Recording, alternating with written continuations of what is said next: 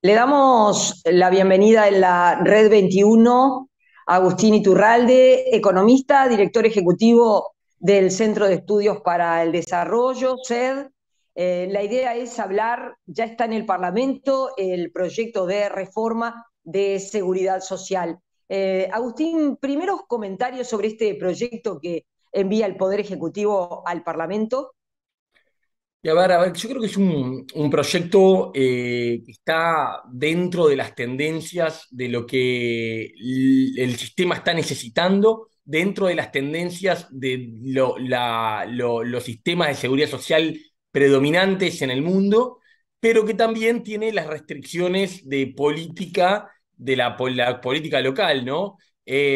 Básicamente es un proyecto que, ¿qué hace? Es porque es más amplio, pero el disparador de estar discutiendo este proyecto es porque tenemos un problema de sostenibilidad. Uruguay tiene un sistema de cobertura social que tiene buena cobertura de protección social a la vejez, en particular ese tema. Buena cobertura, la verdad es que la enorme mayoría de las personas de edad avanzada tiene algún tipo de prestación, tiene suficiencia, las tasas de reemplazo que se llaman con lo que se jubilan los uruguayos es en promedio un 70% de lo que tenían de sueldo. Eso en términos internacionales es aceptablemente bueno, pero tiene un problema de sostenibilidad. Una población que se sigue envejeciendo, una natalidad que sigue cayendo y una tendencia de que la presión, que si no hacemos nada, la presión que vamos a poner sobre los jóvenes para sostenerse ese sistema va a ser muy, muy, muy pesada. Y entonces, ¿qué es lo que hace básicamente la reforma? Muy resumidamente, aumenta la jubilación en el largo plazo, ¿no? En el punto de llegada. ¿Qué es lo que hace la reforma del punto de llegada dentro de 20 años?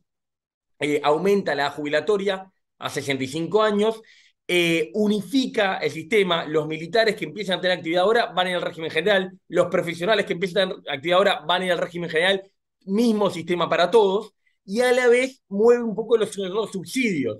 Aunque nos parezca que no, los números son muy elocuentes de que casi todos los jubilados tienen algún tipo de subsidio, incluso los jubilados de ingresos medios y altos, esto es muy evidente en la caja militar, es menos evidente, pero lo es en otras cajas como la bancaria y la profesional.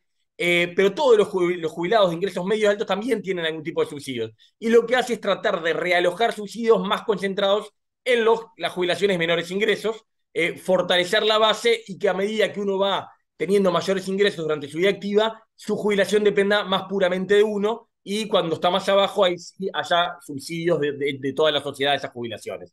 Eso es a muy gruesos trazos de lo que trata esta reforma.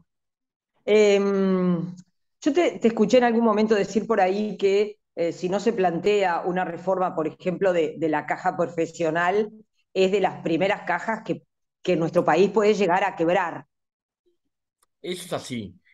A ver, las cajas, el tema es que muchas cajas de las otras ya han estado subsidiadas, ¿no? La caja bancaria tuvo no recuerdo en qué año, tuvo un tratamiento especial. La caja militar, que no es una caja ni que hablar, que tiene, ni siquiera son subsidios porque directamente se paga. Eh, Todo esto que estamos hablando de la reforma en general no cambia las situaciones urgentes de algunos de los subsistemas. Yo que soy profesional, que ya estoy aportando a la caja profesional, bueno, voy a seguir en esa caja. Y claramente en esa caja, estos cambios que están habiendo en el régimen general no cambian la gravedad de la situación de esta caja. De hecho, pasada esta reforma, el gobierno va a tener que tomar medidas mucho más duras, mucho más exigentes, mucho menos graduales en la caja de profesionales, porque acá de profesionales están en una situación que básicamente de acá a 2 años no puede pagar las jubilaciones si todo sigue como está. De acá a 2 años, o la sociedad toda pasa a subsidiar fuerte a los profesionales, o se cortan las jubilaciones, o se bajan, o se aumentan los aportes, o algo va a haber que hacer para darle sostenibilidad de corto plazo. Y creo que la caja profesional de alguna forma es un llamador de lo que se nos viene arriba a todo el sistema si seguimos pateando este tema para adelante. Ahora se puso un poco de moda decir, bueno, que no es tan urgente, que las cuentas públicas mejoraron, que podemos patear un poquito para adelante la reforma de la seguridad social. Es verdad que no hay una urgencia de que hay que hacerlo este año, pero justamente cuanto antes se haga, más gradual se puede hacer. Y esto que estamos hablando de que, claro, cada uno, el otro día discutía con una persona que le parecía muy suave la transición a la caja militar, que lo es suave. Claramente cada uno negocia lo suyo y bueno, creo que esta reforma tiene virtud de tocar a todos, de abordar a todos, pero con mucha gradualidad. En la medida que vayamos dilatando esto, los cambios van a tener que ser más brutales, más bruscos, menos graduales, y creo que eso en la forma de ser uruguaya, en la política uruguaya, la economía política uruguaya, es bueno, nos viene bien y creo que nos llevamos muy bien con la gradualidad.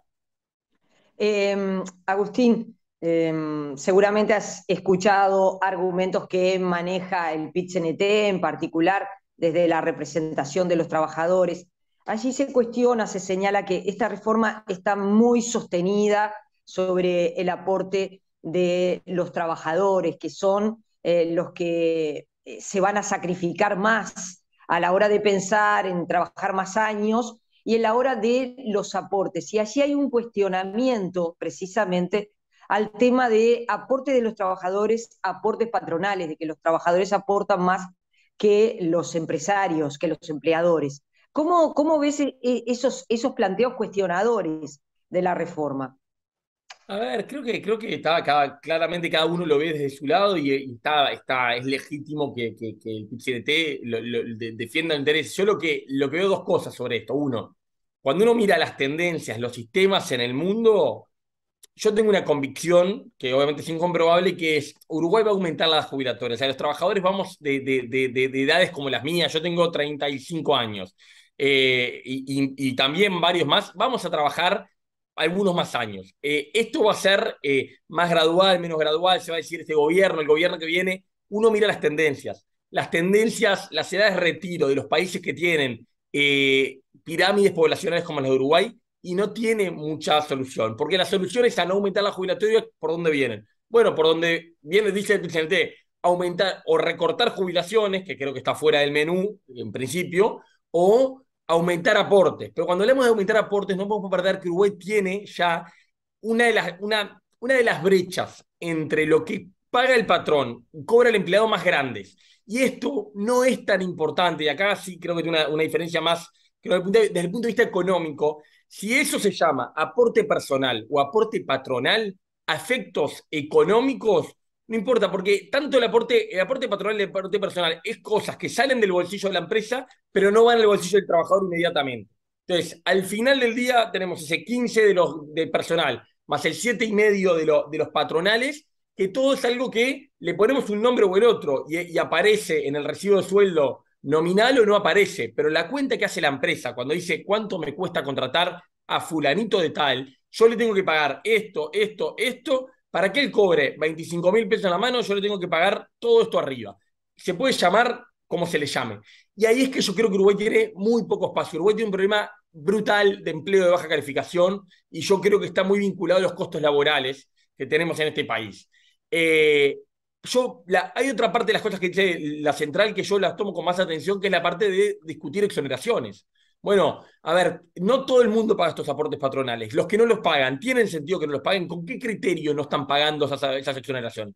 A mí me parece que puede haber un espacio de discutir, bueno, nuevas fuentes de financiamiento, rediscutiendo exoneraciones vigentes que pudieron tener sentido en algún momento y que quizás hoy ya no lo tienen. Ahora, el régimen general, como está planteado, que es 15 de aportes patronales, personales, más 7,5, llámenle como le llamen, si quieren le podemos cambiar el nombre y hacer al revés, y que sean 7,5 personales y 15 patronales. La realidad económica es la misma, es parte del costo laboral que paga el patrón y no entra en el bolsillo del empleado y que va a financiar la seguridad social. Y en ese espacio yo creo que no se puede aumentar ni un peso eso, porque eso agravaría los problemas de empleo de baja calificación que tiene Uruguay, que ya son muy preocupantes. Uh-huh. Respecto a la estructura de la reforma, ¿mantiene un pilar de solidaridad? Sí, sin duda, sin duda. A ver, la reforma, con esto del BPS, PIX-CNT, BPS, AFAP, que está en discusión, hay como una cosa que va hacia un lado y otra cosa que va hacia el otro, para hablar en criollo. Hoy en día los trabajadores que tienen un ingreso menor a un monto dado, que ahora no tengo en mente, no van automáticamente a la FAP. Pueden pedir para aportar a la FAP, pero si no quedan 100% del régimen general. La reforma hace que todos los trabajadores vamos a un régimen igual, que es una parte de peso y una parte de AFAP, como le pasa hoy a los trabajadores de ingresos medios para arriba. Ahora, por el otro lado, lo que pasa, y no está en el proyecto original, pero cambió a pedido del Partido Colorado, es que del 15% de aportes, 10 va a pedir a la OPS y 5 va para la FAP. Hoy en día esos 7,5 y 7,5. O sea, en el reparto de la torta va una parte más grande al BPS que a la FAP. Crece la parte de la torta que va al BPS que a la FAP. Y lo que va al BPS tiene un componente de solidaridad enorme. Evidentemente, a la vez, la reforma va a tener un impacto positivo sobre las jubilaciones mínimas.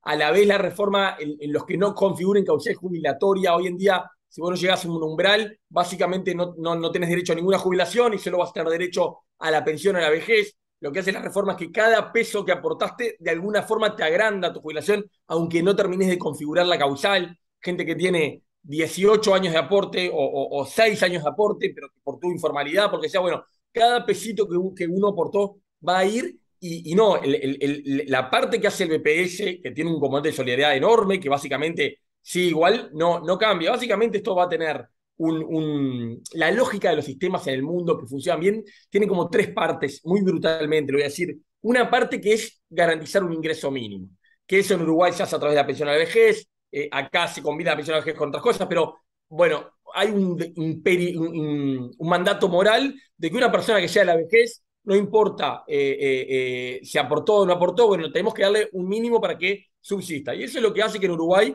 la pobreza entre los mayores de 65 sea 2%. Es una pobreza muy bajita que comparado con otros países de Latinoamérica, uno recorre y ve gente mayor pidiendo los semáforos. Bueno, eso en Uruguay no pasa. Tenemos un problema brutal con la pobreza infantil en Uruguay. Pero con la pobreza de vejez, la verdad, lo hemos resuelto bien. Bueno, ese piso mínimo para que eso siga sucediendo.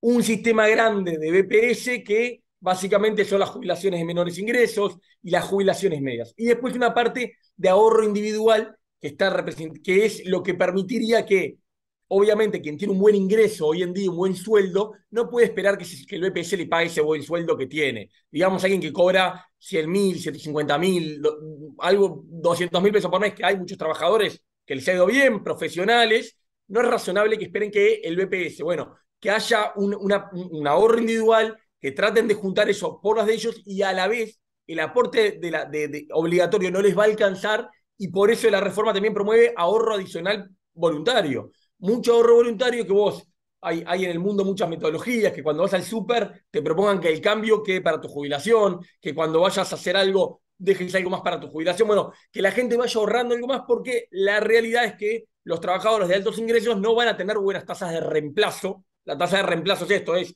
cuánto es la jubilación contra cuánto era mi sueldo, si no tienen ahorro adicional. Entonces, como tres pilares, ¿no? El sistema madre, que va a ser siendo el EPS, eso tiene a la vez una parte de mínimos y bueno, y una parte adicional muy vinculado al ahorro individual para quien quiera de alguna manera mantener altos ingresos. Eso es como funciona, uno mira el sistema de Holanda, de Alemania, de los países que tienen buenos sistemas y que son sostenibles y respetan esa lógica de tres pilares. Y en ese lógico, esta reforma creo que es muy uruguaya. Es gradual, respeta la estructura, respeta la tradición de la solidaridad, respeta casi todo. Hay ajustes, sin duda, hay ajustes, pero no hay un cambio, no sé, lo que hizo Chile. La del 96 también fue uruguaya porque ¿qué estaba de moda en los 90 o a fines de los 80? La privatización total, lo que hizo Chile. Todo a FAP. Básicamente, Chile que hizo, todo vamos a la FAP y a la vez tasas de aportes muy bajitas. Para que no haya costos laborales, muy poquito le sacaban del sueldo a los trabajadores. Claro, ¿cuál es el resultado de eso? Hoy en día los chilenos que se empiezan a jubilar tienen jubilaciones espantosamente bajas. Porque el aporte era bajo, por distintos problemas. La lógica esta de regímenes mixtos es lo que domina en los países que yo creo que hay que mirar para inspirarse, no para copiar porque nunca se copia todo, pero sí para inspirarse y adaptar. Ujú. ¿Pensás que el sistema de retiros, de jubilaciones y pensiones militares, porque otro de los planteos del PIT-CNT es que tendría que modificarse porque tiene un conjunto de privilegios y eso debería comenzar antes? ¿Pensás que es así? ¿Pensás que el sistema contempla con un criterio de justicia entre los demás trabajadores y lo que pasa con los militares? Es una buena pregunta. A ver, acá creo que hay varias cosas. Una, saliendo un poquito del tema uruguayo, ¿no? Los militares en el mundo tienen regímenes previsionales distintos por la lógica de la actividad, como los policías, como, bueno, como en Uruguay también se respetan algunas diferencias históricas de los docentes, por ejemplo, la edad jubilatoria, los docentes se jubilan antes que el resto. Claramente los militares son los que en nuestro país tenían las diferencias más grandes. Sin ser experto en el tema de cuáles son de haber estudiado en profundidad el tema de qué es un retiro para los militares razonables, tiendo a pensar de que sí, de que la transición podría haber sido más rápida y el proyecto podría haber sido un poco más exigente con las edades. Los militares se le elevan, este proyecto le eleva las edades jubilatorias a los militares, o sea, no es que quede todo igual. Después de este proyecto, los militares se van a retirar para todos y cada uno de los grados a edades mayores de lo que lo hacen hoy en día, pero siguen siendo a edades menores de lo que lo hacen, lo que lo voy a hacer yo, lo que lo vas a hacer vos, Ana María. Eh, Eso tiene una parte que creo que es parte de la lógica de su actividad. Los militares se retiran antes en el mundo por las características de la actividad militar, como los policías o como algunas otras funciones. El proyecto original, el proyecto original que pone el presidente a la mesa, que lleva a los partidos, que lleva al Frente Amplio, tenía edades mayores aún. Y en la negociación interpartidaria, y obviamente, no lo oculta nadie, ¿no? Con cabildo abierto, con un interés en particular en el tema, esas edades se bajan y quedan en un intermedio entre lo que proponía el proyecto que llevó el presidente y lo que son hoy en día. Suben, pero suben menos. Ahí lo que yo creo es que tiendo a pensar de que eran más razonables las edades que proponía el proyecto original. Lo que hay es un tema de economía política y no creo que todo esto es negociación, articulación y evidentemente, Ana María, cuando el Frente Amplio resuelve salirse de la discusión, es decir, yo no quiero nada con esto, no participo de la discusión, Cabildo Abierto se queda con la llave, ¿no? Cabildo Abierto se queda con la llave de que esto salga o esto no salga. Y bueno, dice, bueno, yo te lo voto, está bien el espíritu, pero voy a ablandar un poco más lo que puedo para, obviamente, esta corporación que me interesa. Creo que los militares es donde se refleja muy claro, pero la tradición en este país de regímenes privilegiados para sectores que tienen influencia importante en algunos actores políticos es vieja, ¿no? Con los militares está bien, muy bien que nos las agarremos, pero con la caja bancaria pasa algo muy parecido, ¿eh? La caja bancaria tiene un régimen muy privilegiado, la caja notarial, la caja profesional. Hay distintas cajas que han tenido tratamientos privilegiados que cobran jubilaciones muy por encima de lo que son los normales para los uruguayos. Claramente, capaz que con los militares se vuelve más claro, más nítido, porque son las edades de retiro, pero las tasas de reemplazo de los bancarios también son brutalmente buenas.